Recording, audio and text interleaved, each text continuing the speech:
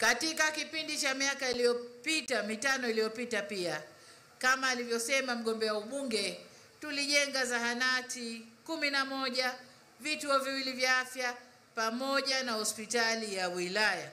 Tunapoendelea mbele na mkitupa ridhaa yenu, tunakwenda kukamilisha zahanati 4 zinazoendelea kujengwa na kuboresha zaidi vituo vya afya vilivyopo, ikiwemo kituo cha Busongo, kituo cha Kolomije na kituo cha Ndunduru. Tunakwenda kuviboresha zaidi, viwe vituo vya kisasa vinavyoweza kufanya vipimo, hata operation zifanyike pale kama tunavyofanya sasa kwa mama wajawazito.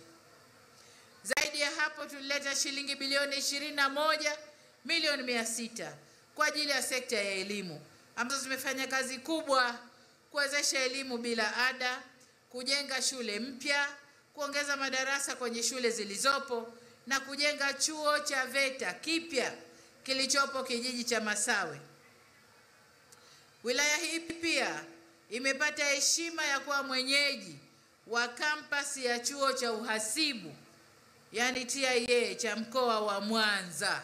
Kwa hiyo wilaya hii chuo kiko ndani ya Misungwi.